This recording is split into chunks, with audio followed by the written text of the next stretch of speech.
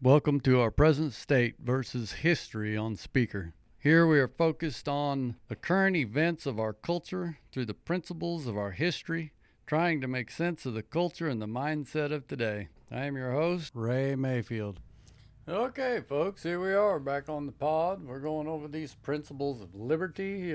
Been talking about property rights. I know last week I kind of got off on a little bit of tangent on some personal issues going on around in there, and I'm trying hard not to do that because we really just want to be discussing these principles, which are universal.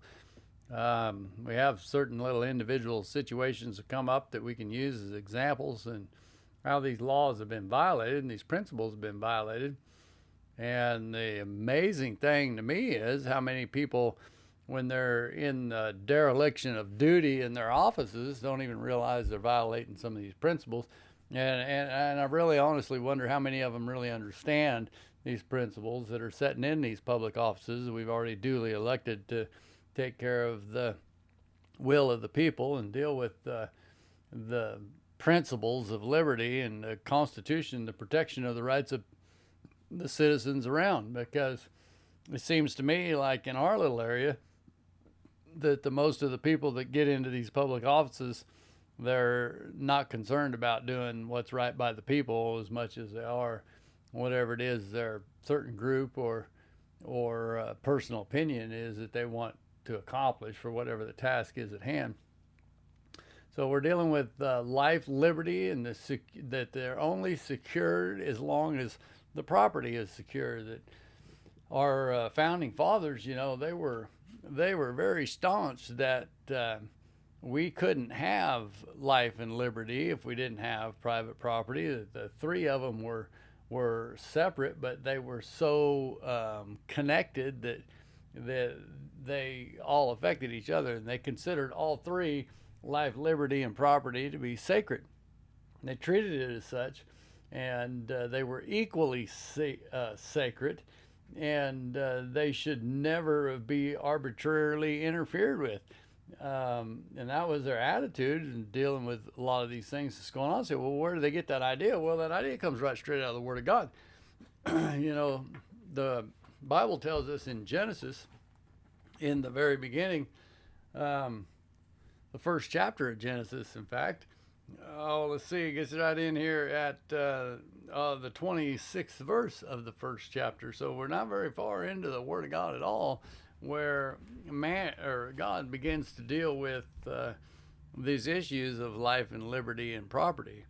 The 26th verse says, "And God said, let us make man in our image, after our likeness, and let them have dominion over all the fish of the sea, over the fowl of the air, and over the cattle, and over all the earth, and over every creeping thing that creepeth upon the earth." So God created man in his own image, in the image of God he created him, male and female created he them.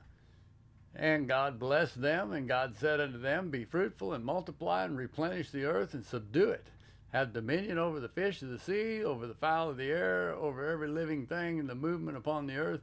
And God said, behold, I have given you every herb of the bearing seed which is upon the face of the earth, and every tree in which the fruit of the tree yieldeth seed, to you it shall be for meat. And to every beast of the earth, to every fowl of the air, to everything that creepeth upon the earth, wherein is their life, I have given every green herb for meat. And it was so. And God saw that everything that he had made, and behold, it was very good. In the evening of the morning of the sixth day. So right there we have the liberty to own or subdue property. And so we have life. God has given us life, and he's given us the liberty to pursue and have dominion over everything upon this earth except another man's life. Did you notice that?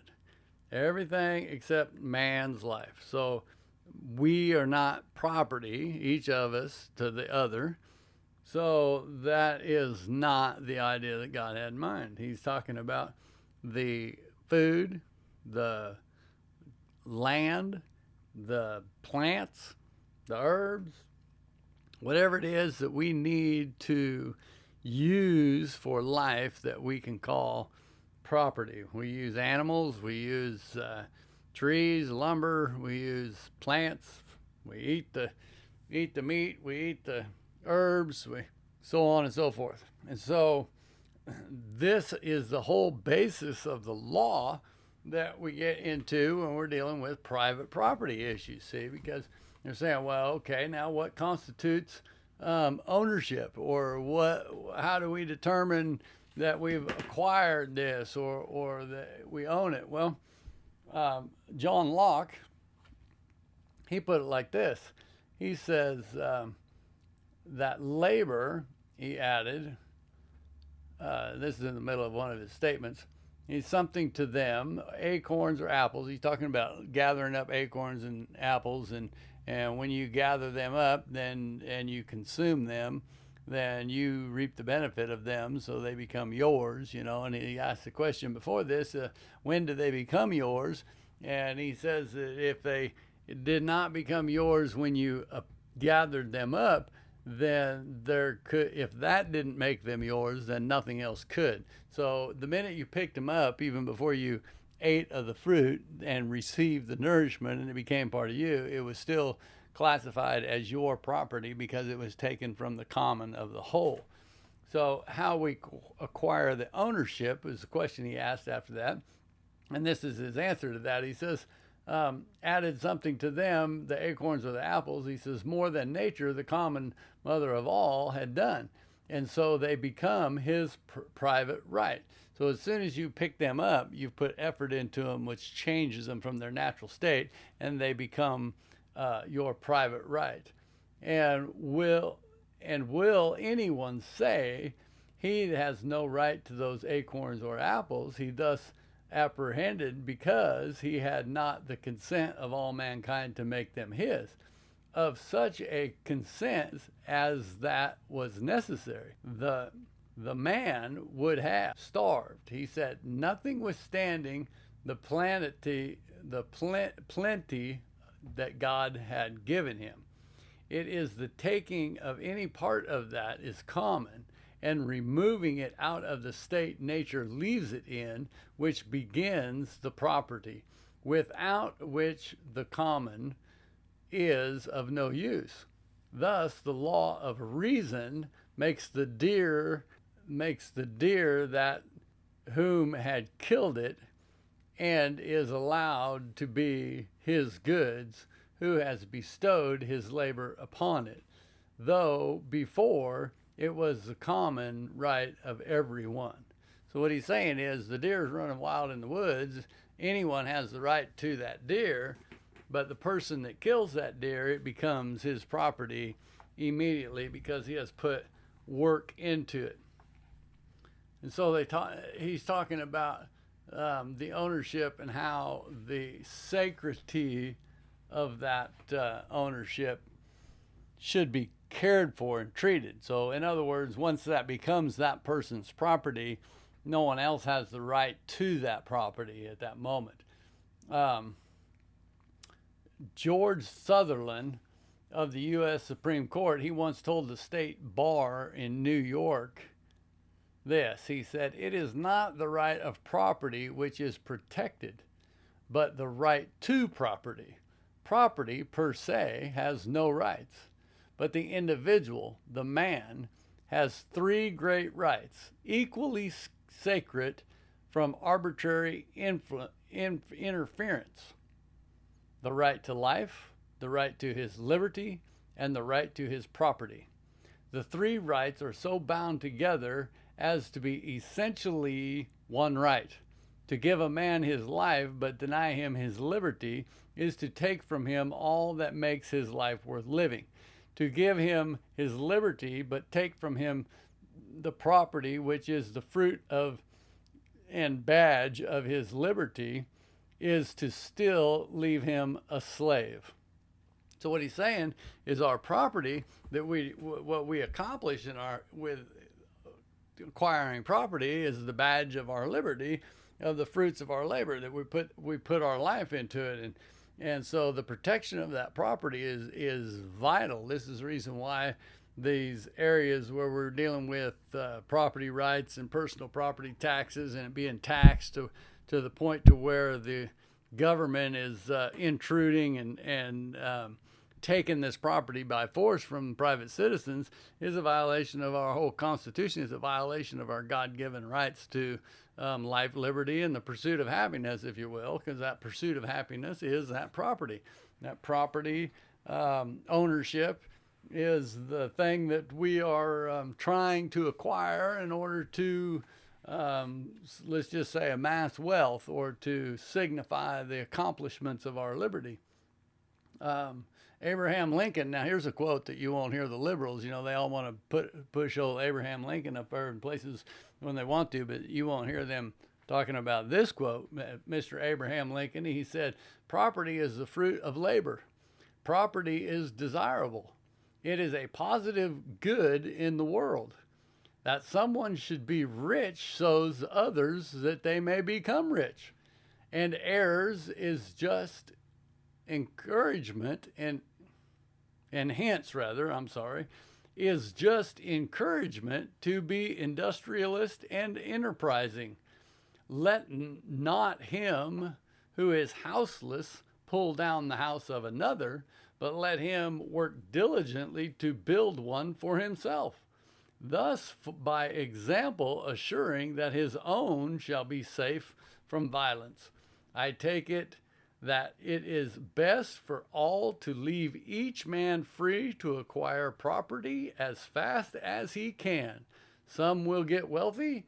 I don't believe in a law to prevent a man from getting rich. It would do more harm than good." That was late Abraham Lincoln talking about not trying to hinder people from getting rich. And the man that doesn't have a house, he shouldn't try to tear the other man's house down or try to infiltrate it. He should just build his own, because in that itself, it secures the rights that when he gets his house built, somebody's not going to tear it down, see? And those people getting wealthy are an example, or setting forth to those that aren't wealthy that it can be done. What's wrong with that? He says any law to prevent wealth would be, what did he say? It would do more harm than good. Isn't that amazing? But yeah, that seems to be the mindset of what's going on in our country today. When the reality of it is, our primary purpose of our government, especially our local governments, is supposed to be to protect the private property rights of its citizenry. Because that was one of the major reasons we went into the Revolutionary War in the first place, because the citizens were being taxed out of their property. Can you imagine that? There we go back to that personal property tax thing. They were being taxed by unjust taxes that were a violation of the king's own constitution within Europe. And this was one of the major things that drove us into the Revolutionary War to begin with, because they believed that without private property, the only thing that was going to be left was a tyrant king, because you cannot have liberty without the private property. John Adams, he made the statement, he says, "The moment that the idea is admitted into society that property is not as sacred as the laws of God, and that there is not a force of law and public justice to protect it, anarchy and tyranny commerce. Property must be secured or liberty cannot exist." That's what John Adams said. He said we don't have any liberty if we don't own our private property. So, I keep getting back to this personal property tax thing. If we're being taxed out of our property by some personal property tax, and you can work your whole life for a piece of ground that you're living on and build your house, and you don't pay some minute percentage of tax to the government, and they can come in and throw you off of that property, then you really don't have any liberty. See, we've already forfeited so many of our liberties and so many of our God-given rights in this country, and we don't even realize we're doing it. And this is the point. This is why we're doing these podcasts, trying to get people to wake up and realize what is going on right in front of our very eyes, because we've let these things happen to the point where it's going to be very painful to make these changes. Now, they say, well, it's too big